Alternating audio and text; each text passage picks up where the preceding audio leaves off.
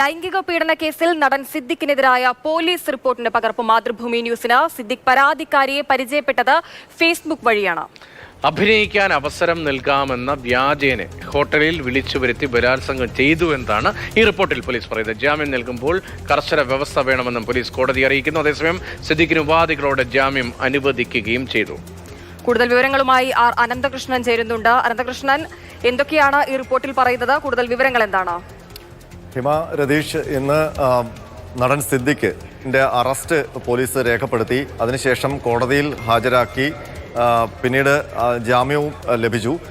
ബലാത്സംഗ കേസിൽ നടൻ സിദ്ദിഖിന് നേരത്തെ തന്നെ സുപ്രീം കോടതി മുൻകൂർ ജാമ്യം നൽകിയിട്ടുള്ളതാണ്. അപ്പോൾ ആ സുപ്രീം കോടതിയുടെ നിർദ്ദേശങ്ങൾ അടക്കം പരിഗണിച്ചുകൊണ്ടാണ് ഇപ്പോൾ ഉപാധികൾ നിശ്ചയിച്ചുകൊണ്ട് Thiruvananthapuram judicial first class magistrate കോടതി 3 സിദ്ദിഖിന് ജാമ്യം അനുവദിച്ചിരിക്കുന്നത്. ഇന്ന് കന്റോൺമെന്റ് പോലീസ് സ്റ്റേഷനിൽ രാവിലെ ഹാജരായ സിദ്ദിഖിനെ നടപടിക്രമങ്ങൾ പൂർത്തിയാക്കിയ ശേഷം ഉച്ചയോടെ അറസ്റ്റ് രേഖപ്പെടുത്തി വൈദ്യപരിശോധന നടത്തിയ ശേഷമാണ് കോടതിയിലേക്ക് കൊണ്ടുപോയത്. കോടതിയിൽ സിദ്ദിഖിനെ ഹാജരാക്കുമ്പോൾ പോലീസ് ഇതുവരെയുള്ള അന്വേഷണത്തിന്റെ ഒരു റിപ്പോർട്ടും കോടതിക്ക് കൈമാറിയിരുന്നു. ആ റിപ്പോർട്ടിൽ സിദ്ദിഖിനെതിരെ ഗുരുതരമായ ആരോപണങ്ങളുണ്ട്.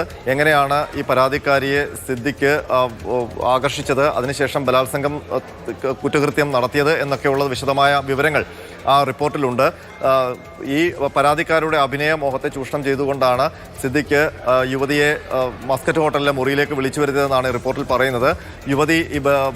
യുവതിയെ സിദ്ദിഖ് ബലാത്സംഗം ചെയ്യുകയായിരുന്നു. അതിനുശേഷം പുറത്തു പറയും എന്ന് പറഞ്ഞപ്പോൾ സിദ്ദിഖ് ഭീഷണിപ്പെടുത്തിയതായും ഈ റിപ്പോർട്ടിലുണ്ട്. സിദ്ദിഖിന്റെ ജാമ്യാപേക്ഷ പരിഗണിക്കുമ്പോൾ പ്രത്യേക അഡീഷണൽ അപേക്ഷ കൂടി പോലീസ് കോടതിയിൽ സമർപ്പിച്ചിരുന്നു. അതിൽ കർശനമായ ഉപാധികൾ വെക്കണം എന്നുള്ള നിർദ്ദേശം പോലീസ് മുന്നോട്ട് വെച്ചു. കാരണം സിദ്ദിഖ് ഇപ്പോൾ അന്വേഷണവുമായി സഹകരിക്കുന്നില്ല.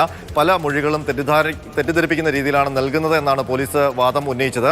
ഇതിന്റെ കൂടി അടിസ്ഥാനത്തിലാണ് ഉപാധികൾ വെച്ചുകൊണ്ട് സിദ്ദിഖിന് ജാമ്യം അനുവദിച്ചിരിക്കുന്നത്. പ്രധാനമായും ഉപാധി അന്വേഷണം ഉദ്യോഗസ്ഥൻ ആവശ്യപ്പെടുമ്പോൾ അപ്പോൾ തന്നെ ഹാജരാകണം എന്നുള്ളതാണ്.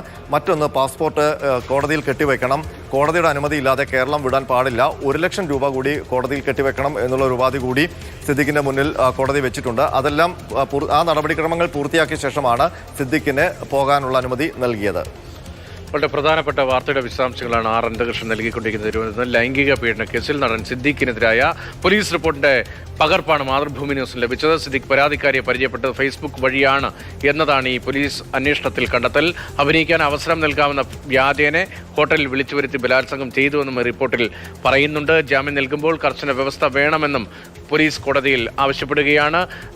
നേരത്തെ ഈ സുപ്രീം കോടതി വരെ പോയതാണല്ലോ അനന്തൻ. ഇപ്പോൾ പോലീസിന്റെ റിപ്പോർട്ടിൽ കോടതിയിൽ സിദ്ദിഖിന് അനുകൂലമായി എന്നൊരു പക്ഷേ പറയാൻ കഴിയുമോ എന്നറിയില്ലെങ്കിലും കേസിന്റെ ആദ്യഘട്ടത്തിൽ അനുകൂലമായി ഉണ്ടായ സമീപനത്തെ ഖണ്ഡിക്കാൻ ഏതൊക്കെ വാദങ്ങൾ, ഏതൊക്കെ കണ്ടെത്തലുകൾ മുന്നോട്ട് വയ്ക്കുന്നുണ്ട് ഈ റിപ്പോർട്ടിൽ പോലീസ് സംഘം? രതീഷ്, സിദ്ദിഖിന്റെ എതിരായ കേസിന്റെ ഇതുവരെ നടത്തിയ അന്വേഷണം, തെളിവ് ശേഖരണം, അതുമായി ബന്ധപ്പെട്ട് പോലീസിന് ലഭിച്ചിരിക്കുന്ന വിശദാംശങ്ങൾ, ഇതിന്റെ അടിസ്ഥാനത്തിലാണ് കോടതിയിൽ അറസ്റ്റ് രേഖപ്പെടുത്തിയ ശേഷം പോലീസ് റിപ്പോർട്ട് സമർപ്പിച്ചത്. ആ റിപ്പോർട്ടിന്റെ വിശദാംശങ്ങൾ മാതൃഭൂമി ന്യൂസ് ആണ് ഇന്ന് ആദ്യം പുറത്തുവിട്ടത്. അതിൽ എങ്ങനെയാണ് ഈ കുറ്റകൃത്യം സംഭവിച്ചതെന്ന് ഉള്ളത് അക്കമിട്ട് നിരത്തുന്നുണ്ട്.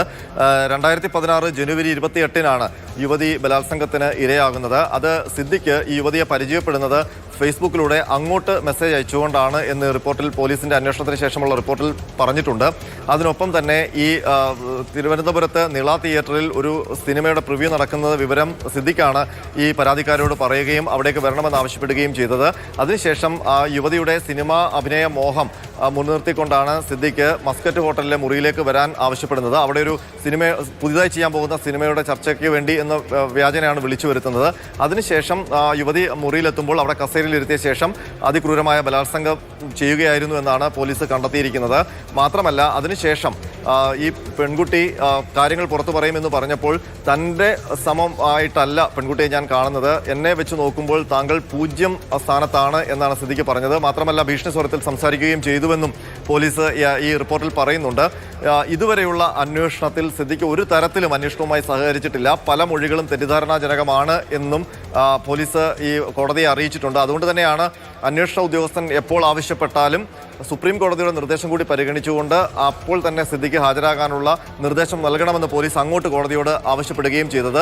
സുപ്രീം കോടതി മുൻകൂർ ജാമ്യാപേക്ഷ ഉള്ളതിനാൽ മറ്റ് കസ്റ്റഡി അപേക്ഷ ഒന്നും പോലീസിന് മുന്നോട്ട് വെക്കാൻ കഴിയുമായിരുന്നില്ല. കാരണം സിദ്ദിഖിന് ജാമ്യം മജിസ്ട്രേറ്റിന്റെ മുന്നിൽ നിന്ന് ലഭിക്കുമെന്നുള്ള കാര്യം ഉറപ്പായിരുന്നു. പക്ഷേ ആ ജാമ്യം കർശന ഉപാധികളോടെ വേണം എന്നുള്ളൊരു ആവശ്യമാണ് പോലീസ് മുന്നോട്ട് വെച്ചത്. 8 പോയിന്റുകളായിരുന്നു ഈ അഡീഷണൽ ആപ്ലിക്കേഷനിൽ പോലീസിന്റെ ഭാഗത്തുനിന്ന് വന്ന നിർദ്ദേശങ്ങൾ. രതീഷ്, ആർ അനന്തകൃഷ്ണനാണ് ആ പ്രധാനപ്പെട്ട വിവരങ്ങൾ നൽകിയത്. സിദ്ദിഖിനെതിരെ കർക്കശമായ നിലപാട് പോലീസ് സ്വീകരിക്കുന്നുവെന്ന് വേണം ഈ അന്വേഷണ റിപ്പോർട്ടിന്റെ ഭാഗമായി കോടതിയിൽ സമർപ്പിച്ചിരിക്കുന്ന ഈ ഉള്ളടക്കത്തിൽ നിന്ന് മനസ്സിലാക്കാൻ.